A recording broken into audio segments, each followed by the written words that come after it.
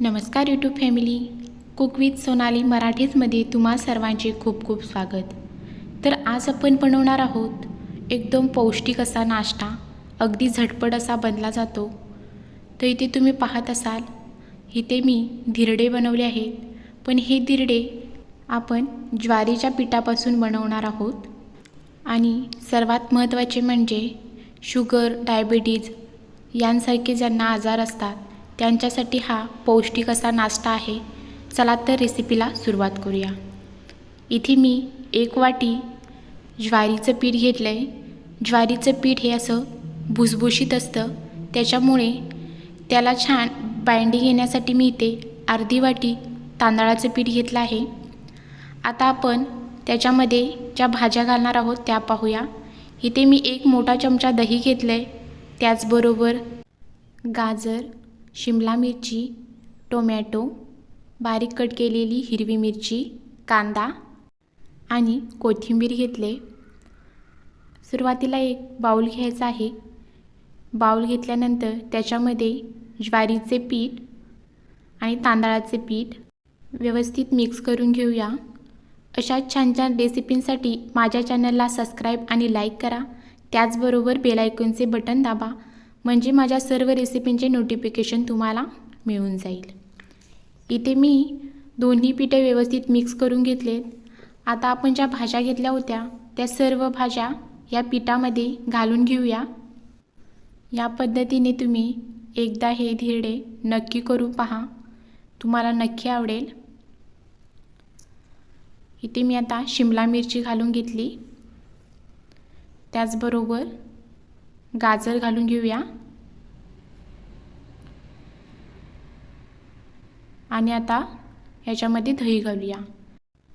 तुमच्याकडे जर दही नसेल किंवा वापरायचं नसेल तर तुम्हाला इथे लिंबूच्या रसाचा वापर करता येईल। आता आपण ह्या सर्व भाज्या पिठामध्ये व्यवस्थित मिक्स करून घेऊया। आता मी इथे 1 वाटी पाणी घेतलं आहे। आता हे थोडं थोडं घालत आपल्याला व्यवस्थित असं पीठ मिक्स करून घ्यायचं आहे। अजिबात पिठामध्ये गुठळी राहता कामा नये, असं हे व्यवस्थित पीठ मिक्स करायचं आहे। मला हे पीठ मिक्स करण्यासाठी 1.25 वाटी पाणी लागलेलं आहे।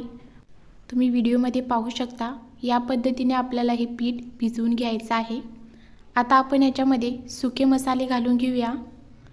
1 मोठा चमचा धनेपूड घातली, 1 चमचा लाल तिखट, तिखट आवडीनुसार वापरावी, चिमूटभर हळद, चवीनुसार मीठ, 1 अर्धा चमचा जिरे, अर्धा चमचा ओवा। आता हे सर्व मसाले पिठामध्ये व्यवस्थित मिक्स करून घेऊया। इथे तुम्ही पाहू शकता, मी सर्व व्यवस्थित मसाले मिक्स करून घेतले आहेत। आता गॅसवर पॅन गरम करून घ्यायचा आहे। पॅन गरम झाला की त्याला तेल लावून घ्यायचं आहे। व्यवस्थित तेल लावल्यानंतर आता आपण धिरडे बनवायला घेऊया। तर पिठामधील 2 चमचे पीठ तव्यावर व्यवस्थित पसरवून घ्यायचं आहे। बघा, या पद्धतीने एकदम पातळ असं हे व्यवस्थित पसरून घ्यायचं आहे। इथे तुम्ही पाहू शकता, आपलं एका बाजूने धिरडे व्यवस्थित शिजलं गेलं आहे। आता आपण याच्या सुरुवातीला कडा थोड्याशा ओपन करून घेऊन आता आपण हे धिरडे परतून घेऊया। वाव, तुम्ही इथे पाहू शकता, धिरड्याला काय सुरेख रंग आलेला आहे। जितके हे दिसायला सुंदर दिसते तितकेच हे चवीला अप्रतिम लागते। दोन्ही बाजूने व्यवस्थित भाजून झाल्यानंतर आपण हे एका प्लेटमध्ये काढून घेऊया।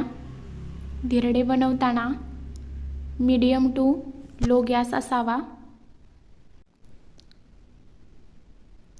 तुम्ही इथे पाहू शकता, धिरड्याला काय सुरेख जाळी पडलेली आहे।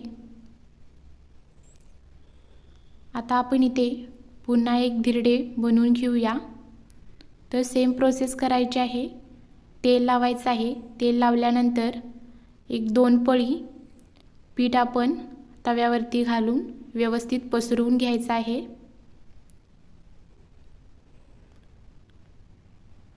तुम्हाला हवं असेल तर तुम्ही ते पीठ पसरल्यानंतर त्याच्यावरती झाकणही ठेवू शकता.